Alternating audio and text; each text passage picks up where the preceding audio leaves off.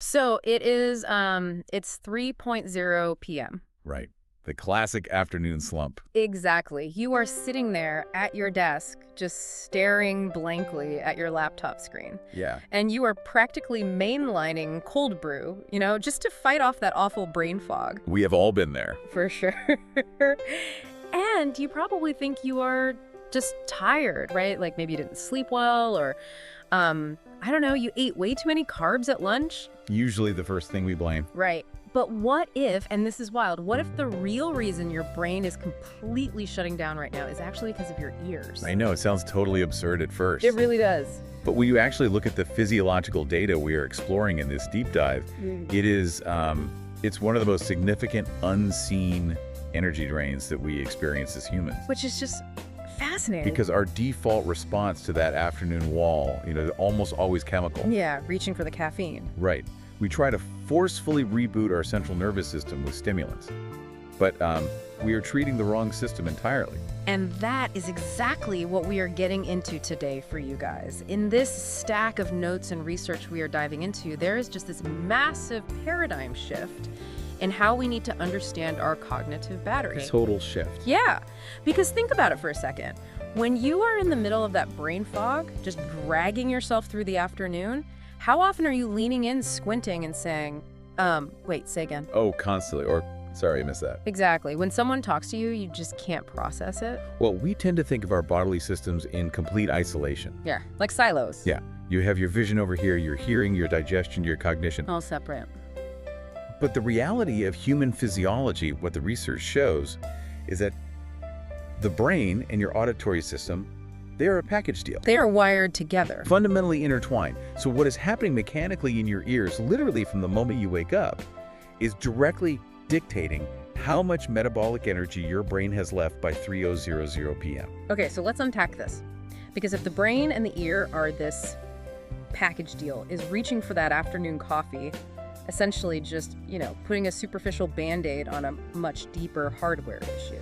That is exactly what is happening. The coffee is just a patch. Wow. The actual hardware issue is this immense invisible tax that our modern auditory environment levies on our cognitive reserve. The cognitive tax. Yes. So today, we really have to look at the exact mechanism of how our hearing drains that battery. Right, because you can't fix it if you don't know how it works. Exactly. Once you understand the biology of it, you can actually intervene. Which we love. Right. So we are going to break down a highly efficient, targeted protocol to protect that hardware for you busy professionals out there, because nobody has the time or the energy for some convoluted lifestyle overhaul just to get through the workday. Oh, absolutely not. I love a good practical protocol. But to understand how to actually fix the 3 p.m. brain fog, we do have to look under the hood at this hidden drain first. I do. And that starts with how we actually process sound, which honestly requires unlearning a pretty major assumption I had. Oh, most people have it. Yeah, because I always just assumed, my ears were doing the heavy lifting of hearing. It is the single biggest misconception about human anatomy. Really? Yeah. We do not actually hear with our ears. Okay, that sounds crazy. I know. The ear is incredibly sophisticated, but mechanically. It operates essentially as a biological microphone. Just a mic. Just a mic. Its entire job is to collect invisible changes in air pressure, sound waves. Right. And it funnels them into the ear canal and converts them into electrical signals via these tiny, super delicate structures called hair cells. Okay. And that is it. That's all the ear does. The actual phenomenon of hearing, like decoding language, recognizing the emotional tone in a voice, filtering out background noise. All the complex stuff. Exactly. All that computationally heavy work happens inside the auditory cortex of the brain. So the ear is just the raw data collector. It is literally just the microphone, and the brain is the processor actually rendering the audio file. Precisely.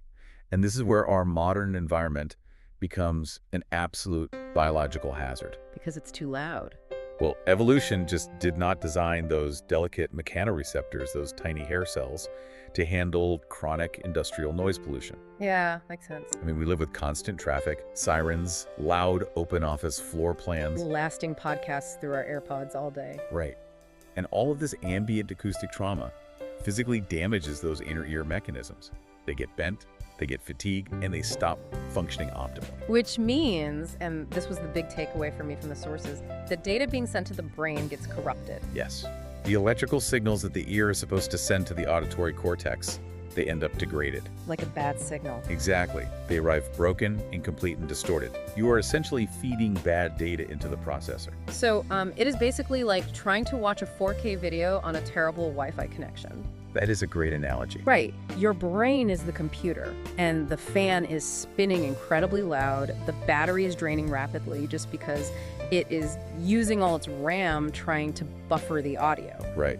And just like your computer gets hot and slows down when it's buffering, your brain is burning vast amounts of metabolic energy just to compensate for that bad connection. Wow. Neuroscience actually refers to this as cognitive load. Cognitive load. Okay. Yeah. When the brain receives those degraded signals, it doesn't just give up and say, I can't hear. Right. It tries harder. It goes into hyperdrive. It actively recruits other neural networks, literally pulling resources away from your prefrontal cortex. Wait, the prefrontal cortex? The part that does all the heavy lifting for work? Exactly. Yeah. Executive function, focus, problem solving. It steals power from those areas just to decode, fill in the blanks, and guess what is being said. That is wild. The research shows the brain has to burn up to an extra 30% of its processing power just to translate degraded audio. An extra 30% just to hear. Just to hear. So it is basically a triage situation. Yes. The brain is saying, okay, interpreting this speech is priority 1 for survival right now, and it starts forcefully shutting down the luxury systems. Right, like creative thinking. Yeah, creative thinking, complex problem solving. It shuts those down just to route more power to the auditory cortex. And that triage mechanism is wildly metabolically expensive. I can imagine. I mean, if 30% of your mental RAM is tied up just trying to decipher the muffled words of your boss on a Zoom call. Or like filtering out the hum of the HVAC system in your office. Yes, you literally have 30% less physical capacity to stay awake and alert. That is mind-blowing. It is. And honestly, it's highly validating because it means we aren't just naturally losing our edge, you know? Our hardware is just functionally overwhelmed.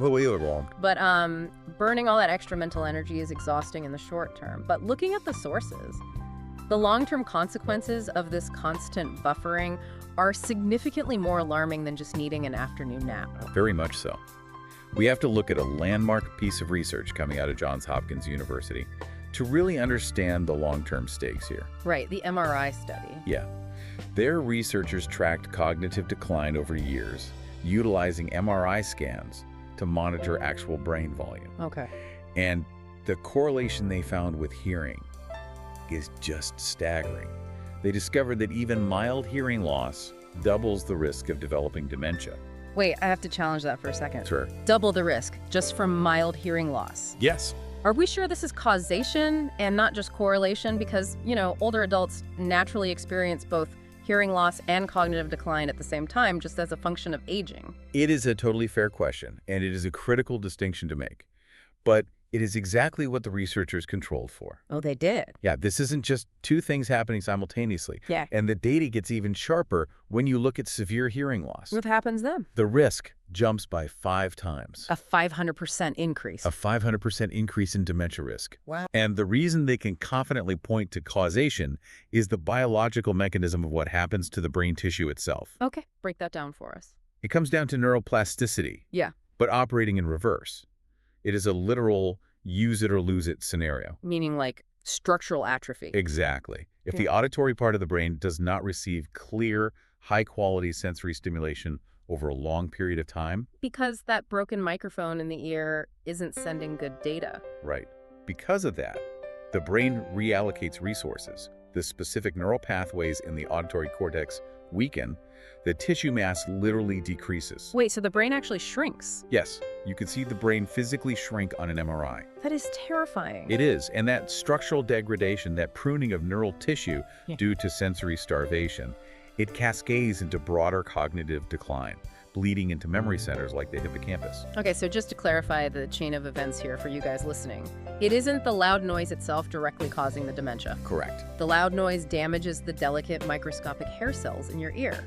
Yes. And once those break, They stop sending clear data. Right. So it is that subsequent sensory starvation over years and decades that causes the brain to atrophy. Exactly. You are essentially depriving a muscle of movement, and the tissue just wastes away. That is the exact physiological cascade. Yeah. The hearing loss is just the catalyst, but the brain starvation is what actually causes the structural damage. Okay, well, now that we understand the severe stakes of this brain-ear axis, we have to talk about defense. We do. Because how do we actively protect and repair these highly sensitive nerves? Especially since looking at the research, it seems abundantly clear that just eating a generally healthy diet, like having a nice organic spinach salad for lunch, Yeah, that's not going to cut it. right, it's entirely insufficient to fight off this level of high stress and cellular damage. I mean, an organic salad is fantastic for your general metabolic health, obviously. Sure. But you are absolutely right. It is insufficient for this specific, localized problem Why is that? because the brain and the hearing nerves are physically wired together.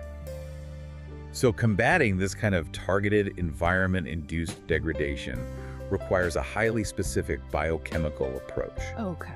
The scientific literature points to the necessity of dual-action neuronutrients to intervene right at the cellular level. And the first major intervention point highlighted in the sources we read is microcirculation, Yes. which is just getting blood to the actual tissues. They specifically call out botanical compounds like ginkgo biloba and huperzine A. Right, the classics. But why do we need specialized botanicals for this? Doesn't the body just, naturally pump blood everywhere it needs to go? In a perfect system, yes. But you have to understand the specific anatomy of the inner ear. Okay. The nerve endings and the structures, like the Stracey bascularis, they rely on the tiniest, most fragile microcapillaries in the human body. Oh, that's small. Microscopic. Yeah. And they are incredibly prone to restriction. When you are stressed or exposed to loud noise, your body undergoes vasoconstriction. Meaning the vessels tighten up. Exactly. Blood flow to these microscopic vessels just drops. Ah, okay. So ginkgo biloba and huperzine A, they act as targeted vasodilators for these specific microvessels. Oh, like plumbing specialists. Exactly. They dilate the capillaries and ensure a constant, unrestricted flow of oxygen-rich blood can reach those deeply embedded tissues. And if they don't get that blood? Without that constant oxygen delivery, the hair cells simply suffocate and die. Wow. Okay, so ginkgo acts as the vascular plumbing expert to keep those supply lines open. Right.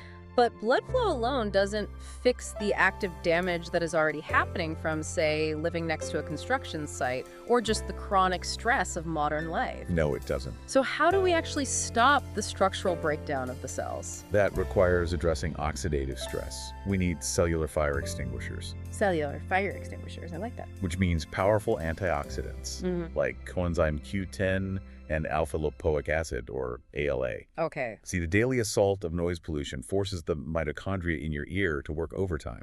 And this hyperactivity creates an explosion of free radicals.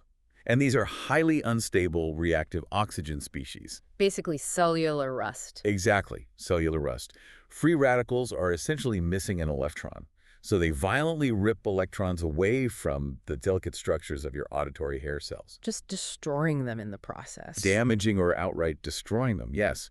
So CoQ10 and ALA intervene by sacrificing their own electrons. Oh, they take the hit. Exactly. They neutralize the free radicals, stopping that chain reaction of cellular rust before the cell membrane snaps. That makes so much sense. And what's deeply fascinating here, from a clinical perspective, is that most people suffering from chronic tinnitus, That persistent maddening ringing in the ears. yes, most people with that are found to be severely deficient in these specific antioxidants. Wait, so the ringing in the ears, is that literally the sound of those cells experiencing massive oxidative stress and dying? In many cases of noise-induced tinnitus, yes. That is horrifying. It is the neurological misfiring of cells that are highly inflamed and just screaming for resources they don't have. Wow. That is a massive takeaway for anyone dealing with ringing ears right now. Absolutely. Okay, so we forced the microvessels open with ginkgo, and we've stopped the cellular rust with CoQ10 and ALA. Right. But the sources point to a third critical intervention, nerve stabilizers. Yes, the final pillar. This involves high-dose B-complex vitamins like B6 and B12, along with minerals like zinc and magnesium. Correct. Now, magnesium is everywhere in the biohacking space right now, usually for sleep. Oh, yeah, it's huge. But here, the sources say it's being used to prevent something called excitotoxicity. Yes. What exactly is excitotoxicity? So excitotoxicity is what happens when a nerve cell is essentially stimulated to death. Stimulated to death. Yeah. When your brain is constantly bombarded by that pixelated, degraded audio we talked about earlier, the auditory neurons are flooded with a neurotransmitter called glutamate. This opens the voltage gates, specifically the NMDA receptors, allowing a massive influx of calcium into the cell. And that's bad. Well, if that gate stays open too long, the cell fires so rapidly and intensely that the internal structures break down and the neuron literally kills itself. Oh, wow. So is magnesium basically acting like chemical coolant in a car engine? That is a perfect way to look at it. Like it steps in to keep the whole system from overheating and melting down when it's running at maximum RPM. That is exactly how it functions chemically. Magnesium literally sits inside that NMDA receptor channel. Okay. It acts as the physical block, the coolant, regulating the gate. It says, okay, you fired enough, we're closing the channel so you don't burn out. Wow, it just shuts it down to protect it. Exactly. It physically stabilizes the nerve structure and prevents that fatal overfiring cascade. Okay, so this is a highly specialized biopit crew for your head. It really is. We have the microcirculation boosters, the fire extinguishers, and the nerve coolant. All working together. But let's bring this back to the reality of our listeners' day. Okay. You are a busy professional. Right.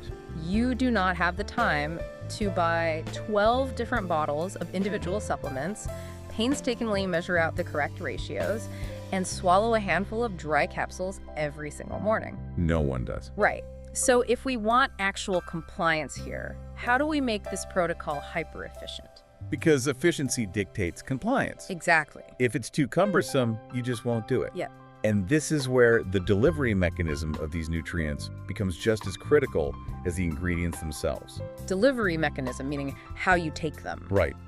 The current cutting-edge solution, highlighted in the research surrounding formulas like Audifort, is the transition away from pills entirely, moving to all-in-one liquid formulations. Okay, let's talk about why that is, because the research is very specific about how to take these liquids. You aren't just squirting it into a morning smoothie, right? Correct. You have to utilize sublingual administration. Under the tongue. Under the tongue. Because you are applying the tincture sublingually, you are exploiting the high vascularity of the mucosal membrane there. To absorb it better. Yes, to absorb the neuronutrients directly into the bloodstream. Which means you are completely bypassing the gastrointestinal tract and the stomach acid. Precisely. You are bypassing hepatic first-pass metabolism entirely. Because pills don't do that? No, they don't. When you swallow a standard press capsule, it drops into a highly acidic environment, gets broken down, and then processed by the liver. And you lose a lot of it. You end up losing a massive percentage of the active ingredients to that harsh digestive process. Right. Sublingual absorption offers a radically faster, highly bioavailable uptake.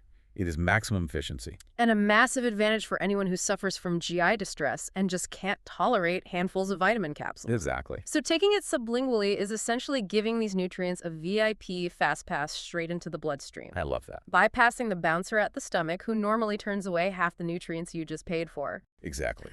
But there is a crucial caveat in the sourcing data regarding these liquid formulas that we need to mention. Okay, what is it? If you are going to utilize an all-in-one tincture, you have to verify two strict criteria. Got it. First, the formula must have rigorous third-party lab testing. Why is that so critical here? Because you are absorbing this directly into the highly vascular tissue under your tongue, it is absolutely non-negotiable that the formula is certified free of heavy metals or contaminants. Right, because whatever is in there is going straight to the brain. Straight to the brain, exactly. Yeah. And second, it needs to be engineered specifically as a dual brain and hearing formula. You can't just mix stuff together yourself. No, you cannot just haphazardly mix ginkgo, ALA, and magnesium in a glass and expect neuroregeneration. Right. They require specific scientific synergy and highly calculated ratios to properly cross the blood-brain barrier and target that specific auditory cognitive axis. Okay, so the engineering of the formula matters just as much as the raw ingredients. That's right. Now, beyond dialing in the biochemical protocol, there is a behavioral biohack mentioned in the sources that I think is incredibly practical. Oh, yes. It costs $0, it takes about 10 seconds, and we all need to do it. Highly recommend. Because we all live with our phones essentially grafted to our hands, right? The sources strongly recommend going into your smartphone's headphone safety settings right now and manually locking the maximum volume limit to a strict 60%. It is the ultimate preventative behavioral measure. Because volume creep is so real. Volume creep is a massive silent threat. You are on a loud subway train, so you bump your AirPods up to 90% just to hear your podcast. Just to compete with the train. Exactly. And then you step off the train, you go into a quiet kitchen an hour later, put them back in, and the audio jump scares you because it is so loud it's practically a public hazard. We have all done it. And in those moments, you are actively accelerating the microscopic destruction of those inner ear mechanoreceptors. You're snapping the hairs. Yes. So manually locking the software at 60% removes the temptation to overpower your environment with volume. It takes the choice away. Right. It forces a hard boundary that protects the hardware. Well, so what does this all mean for you as you get back to your day? Let's bring this all together. Yeah. Your brain cells and the highly specialized nerve cells connecting your ears to your auditory cortex. They operate just like a bank account. That's exactly it. Once you blow through those metabolic reserves, once you permanently snap those delicate hairs in the inner ear and allow the brain tissue to starve and atrophy, it is incredibly hard and often impossible to earn that balance back. It really is. The occasional ringing in your ears, the momentary forgetfulness, and that crippling 3 p.m. brain fog we talked about at the very beginning. Those aren't just quirks. No, those are not just signs that you need another cold brew. Those are major blaring red flags from your central nervous system that your cognitive bank account is overdrawn. Completely overdrawn. You have to actively protect your hardware if you want to stay sharp, process data quickly, and maintain your edge for the long haul. I could not agree more. You know, true biohacking always prioritizes prevention. Always. By understanding this intricate biological connection between our ears and our brain, we stop being passive victims of our loud, modern environments. We get to take control. We are empowered. We finally have the specific neuronutritional tools and the behavioral knowledge to actively reclaim our focus and defend our cognitive longevity against a world that is, honestly, only getting noisier. As you head back to whatever project you're working on, I want to leave you with one final thought to mull over. Okay. We have spent this time breaking down how to protect ourselves individually, right? With targeted nutrients and volume limits. Yeah. But if our modern ecosystem of endless Zoom calls, deafening transit systems, and ever-present AirPods is artificially accelerating human cognitive decline by starving our brains of clear sensory data, how might we eventually need to fundamentally redesign our future workspaces, our architecture, and our cities just to protect our collective cognitive longevity? It is a fascinating question. Because right now, the world isn't turning the volume down, and that 3 p.m. brain fog is always waiting. Stay curious, protect your hardware, and we will catch you on the next deep dive.